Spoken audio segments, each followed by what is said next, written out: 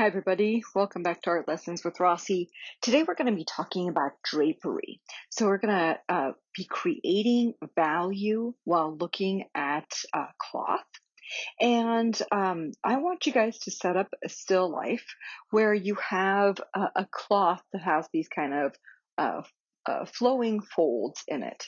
Now, you can pin pillowcase or a bed sheet up to the wall. But sometimes you don't want to pin through a pillowcase or a sheet. Just you might be worried of making a hole in it with a little pin. You might be worried about your wall as well. So another option, I'm just going to come into the camera view and show you guys. Another option is to take a chair and put a shirt over it, or take a hanger and put a jacket or a shirt on that hanger, and then hang it in a place where you can set up your paper and see it. On my drapery, I have a single light source, and that just makes it really easy for me to control and be able to have different kinds of lighting. Now, I do have secondary lighting in this space so that I can see my paper. And if you don't have a light, like I have a ring light on it, this kind of light, a clip lamp that you can get from the hardware store, it's really inexpensive. There's also a nice way for you to put a light on something that you're drawing or painting. We're going to work on pastel paper today. Let me get that chair back out of the way. So today we're going to be working on pastel paper, and I've provided some pastel paper for you guys. And you guys should have, there are different colors that I provided, but they might be like a light baby blue or a gray or a neutral brown, or they might be even closer to a cream color. I want you to put your pastel paper on your board and then work that way. When you look at the pastel paper, make sure you're working on the side that has the stronger tooth, that has more texture. One side is a little bit smoother, the other side has more texture. And for today's assignment, we're going to be working with additive and subtractive value, but mostly we're going to be adding, which means that we're going to be using our charcoal pencils. We're going to be using our 4B, 6B, and 2B charcoal pencil. We're going to be using our white charcoal pencil. We're going to be using kneaded erasers, and we're going to blend with newsprint. But we're going to be also working with the charcoal, creating hatching and cross hatching, as well as blending. So kind of doing what we started to, what we did before with the onion, garlic, and potato piece, and what we did with the egg, the still life, and then working on developing that full range of value, but not only blending and subtracting, adding and subtracting, but also using hatching and cross hatching.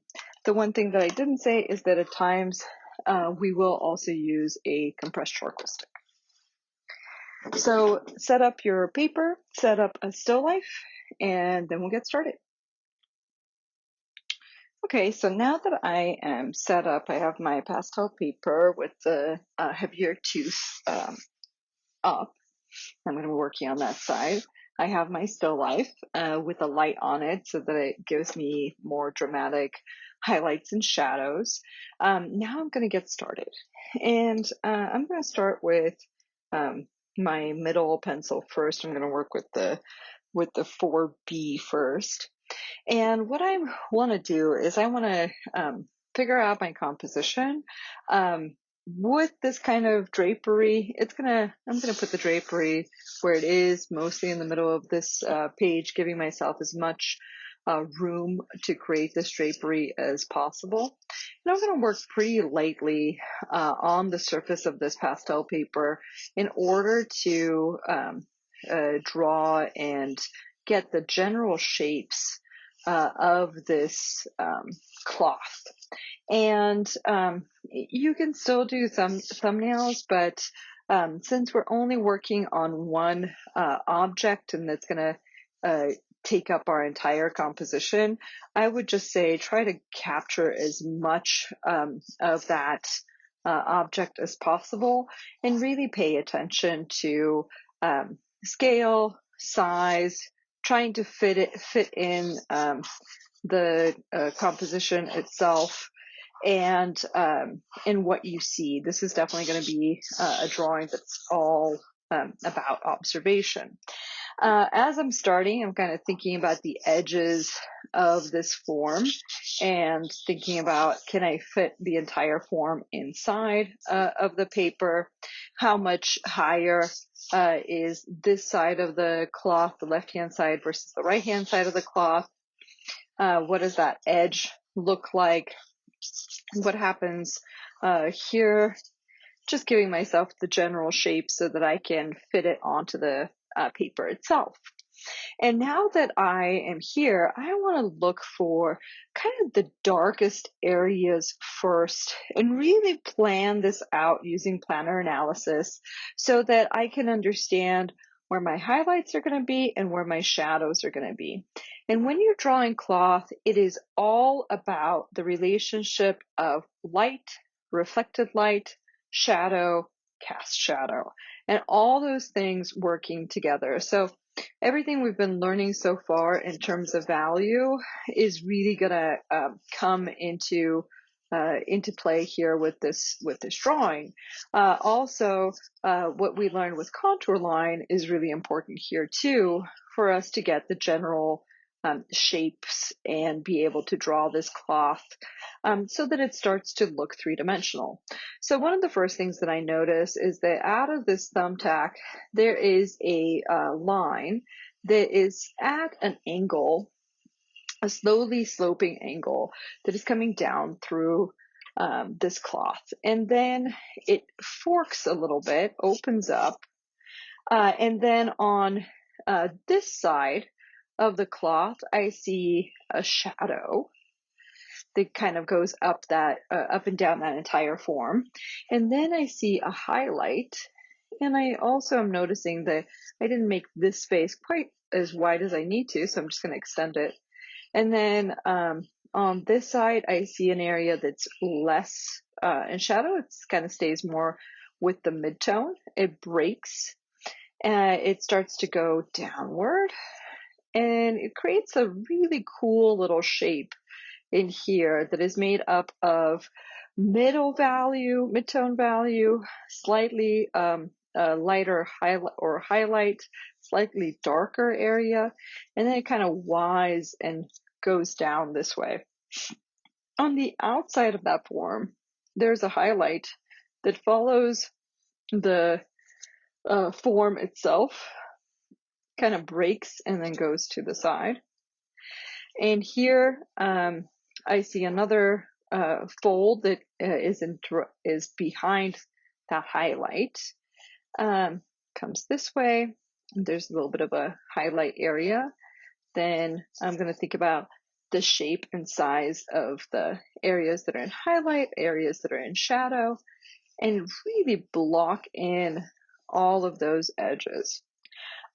This drawing process is going to be really important for us to start to create a plan of where we see highlights and shadows.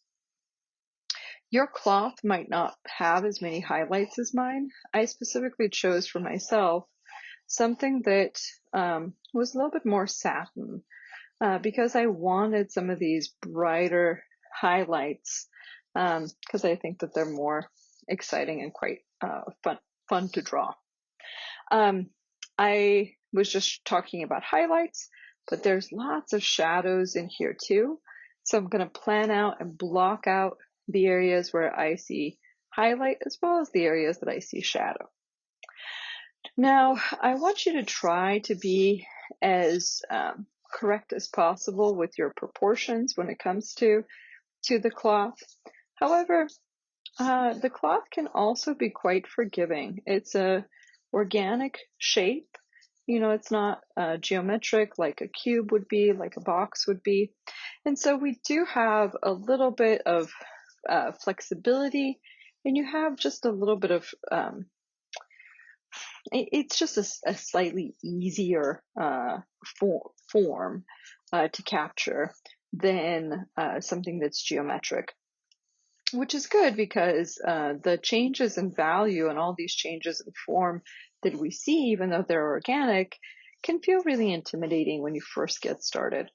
And the reason why it feels so intimidating is when you'll feel most intimidated is when you try to capture all the forms or think about the entire form at one time. And so what I want you to try to challenge yourself and do is really slow down and think about edge, shadow, highlight, and keep going back and forth between those things, and slow down your eye as well as your mark making so that you can actually capture and create a map of this entire form. Because otherwise, if you just try to start, it's not going to turn out well. If you get lost in the details too early, it's not going to turn out well. So this is really an opportunity to lean back on that contour line, on that planner analysis, and break up everything into shapes. Now, once we have the plan for this drawing using that planner analysis, sometimes you might get a little bit lost, like I am right now. Like, I don't remember what this is. Aha, I remember what this is now. I'm like, where was that shadow? Oh, I see it. So once you get the planner analysis finished and get these shapes and forms, shadows and highlights blocked off on your paper, we're going to start using additive methods of adding value, which means that we're going to go back to hatching and cross-hatching in order to develop the value for this. Now, as we are thinking about the areas of value, of course, we're thinking about light, shadow, core shadow, cast shadow, reflected light, and highlight. Those are always going to be in our drawings. And in fact, if you're missing one of those elements, that's where you're really going to like make a drawing look strange, or it's not going to turn out well. Mostly if you're missing something like a cast shadow, that's a sign that your drawing needs some work. But the other thing we're going to think about is that range of value, those 10 values that we have been trying to reach with our drawings. When we start to use pastel paper, the value of the paper itself, even if you're working on a blue or something a little bit lighter like a cream or a brown, the value of that color is going to be a part of your drawing. So you want to consider the value of the paper as one of the values that you already have. And starting similarly to when you make your paper one mid-tone gray, you can think about this is your mid-tone gray, or it might be a little bit lighter or darker depending on the paper you have. So include the paper itself and let that paper continue to show in places where it fits the range and value. So I'm going to start in the upper left-hand corner. I'm right-handed, so as I move through a drawing, I want to usually go from left to right on something like this so that I don't smear as I'm working through. To get myself to a point where I can hatch and cross-hatch, I want to plant my pinky and extend my pencil as far as possible so I can do some hatching and cross-hatching, or work from a little bit of a distance without putting my hand on the surface. If that's not possible, you can always take a sheet of paper and put it underneath your hand. So I'm going to probably switch back and forth between all of those things depending on what's comfortable. So now I'm ready to start adding value. I am going to start with my, again, 4B pencil. And part of that is that I want that like middle tone to be what I start with. I'm gonna save my 2B and go a little bit lighter in places because that's a harder pencil. And then I'm gonna switch to my 6B when I want a darker area.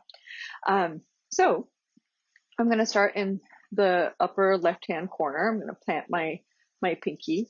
And what I want to do is I want to follow the slope of the drapery with my hatching and cross hatching. Now, when you're working with charcoal, you can make some pretty broad marks that are creating that hatching. So I'm hatching in one direction, and then as the curve of the drapery changes, my hatch mark is also going to change. And at places they're going to overlap. So I'm thinking about where is that form a little bit darker, where is it a little bit lighter. So the other thing that I notice is that this area is almost one value, but right in here it gets darker, and it's where it's next to a highlight. And so I'm going to cross hatch in that spot, making that space just a little bit darker. And then on the, I'm going to leave the highlight alone for a minute. I'm going to go back in with white charcoal at a different time. And then on this side, I'm thinking about how I see the cloth going in a different direction. And so on this side, I'm hatching this way. On the other side of the cloth, I'm going to hatch in the other direction. And then I'm going to think about where does that get darker and cross hatch in that other direction as well. In this little spot, I see that value kind of changes in curve. So I'm almost going to use a cross contour to create the value in there. And then I notice that this line gets darker. I'm just going to use a tiny little bit more pressure. And it gets darker and kind of starts to flow down this form. So I'm going to give myself that as a guide.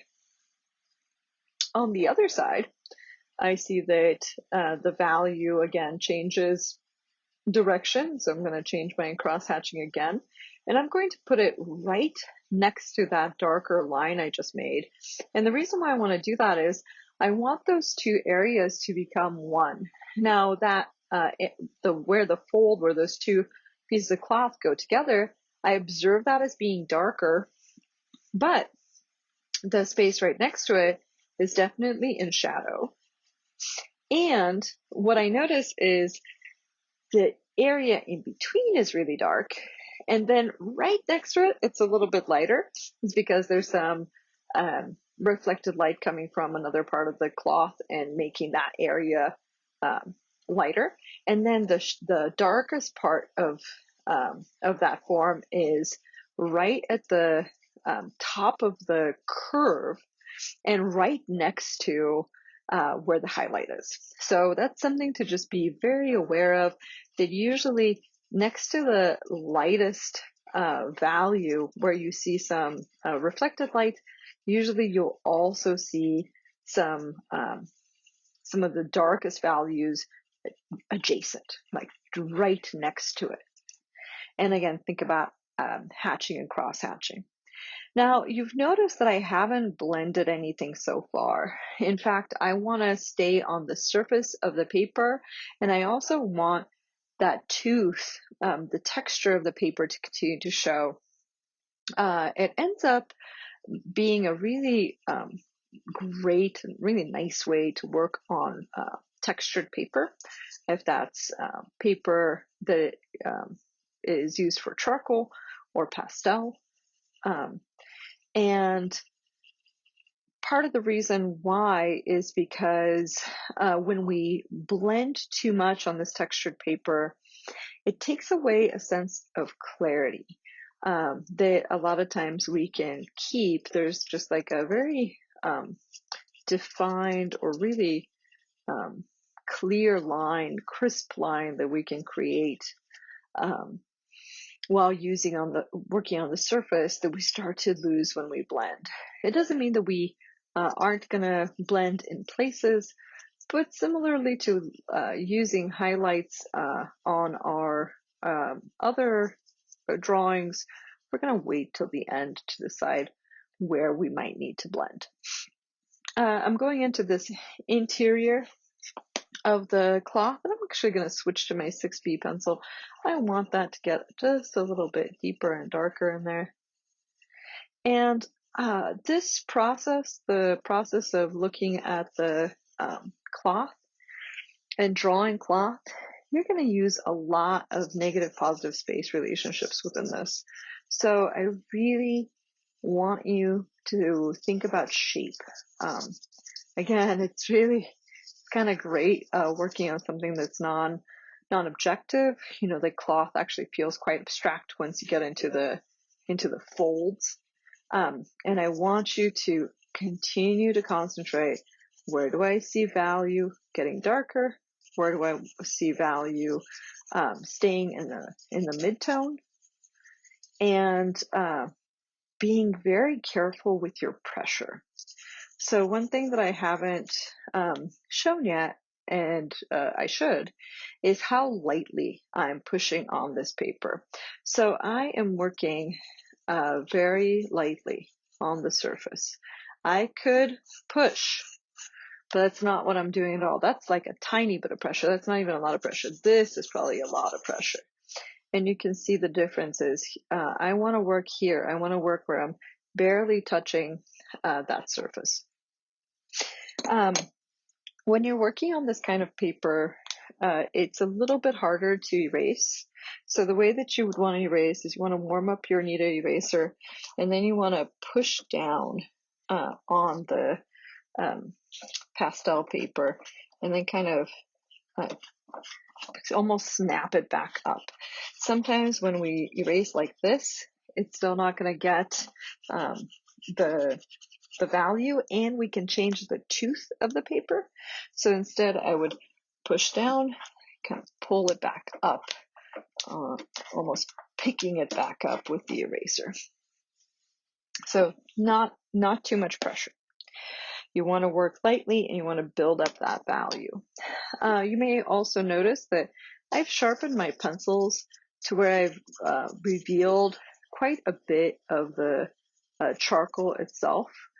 It just makes it easier to work with the side of the charcoal pencil as well as get into some of those details. So feel free to use your X-Acto knife and sharpen those pencils to a really nice point. Okay, I'm going to go a little bit further, and then I'm going to show you guys how to use the white charcoal, and then I will do a time lapse afterward of the rest of this drawing. So I'm going to just keep going and make this, I'm going to go just a little further.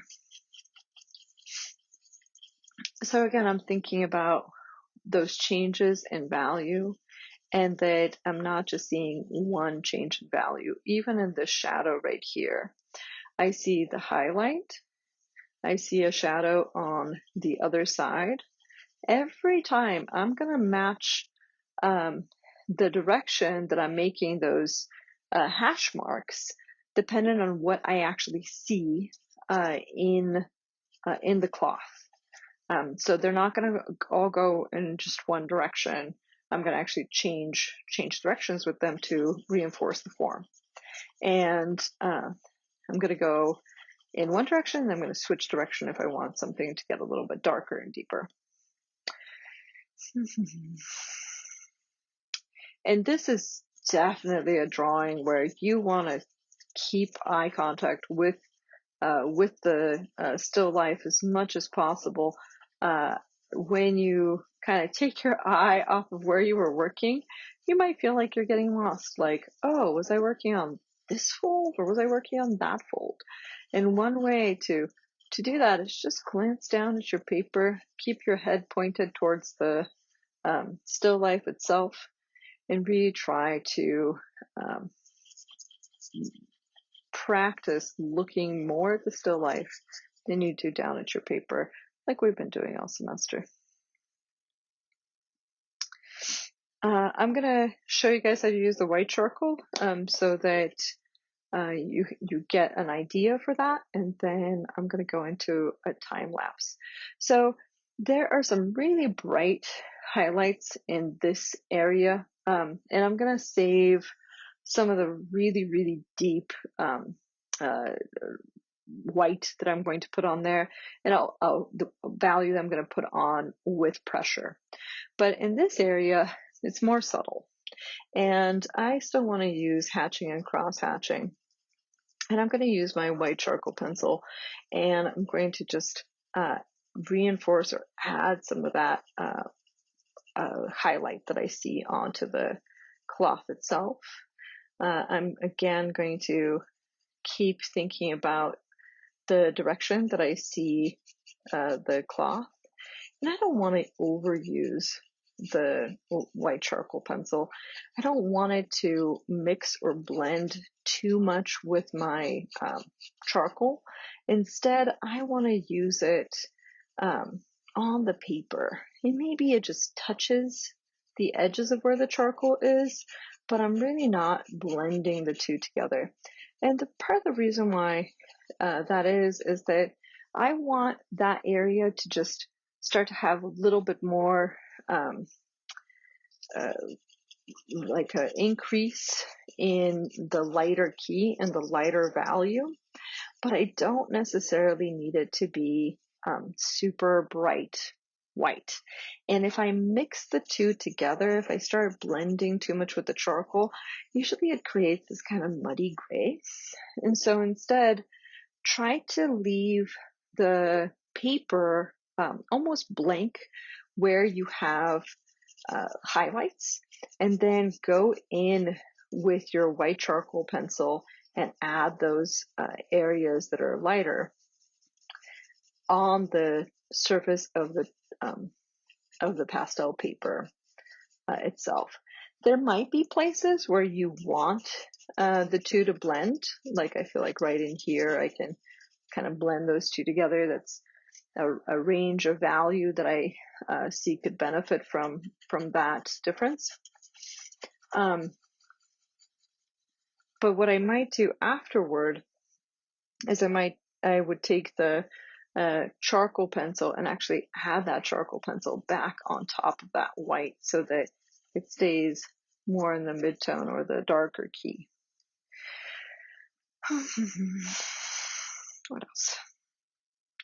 So we see some highlights in here too that are kind of going down this interior part. I see some highlights going on the inside. But again, just work sparingly with the white charcoal. You can, depending on the value of your paper, that's going to make a difference too. So I'm going to keep going on time lapse. So please feel free to keep watching. But the biggest thing I want you to, again, I'm going to keep reiterating this. Think about the value range. Where's the midtone? Where's the darker value? Where's the darkest value from the midtone? What's lighter and what is lightest? And really try to develop those 10 different values and be careful with your pressure. Work lightly on the surface of this paper.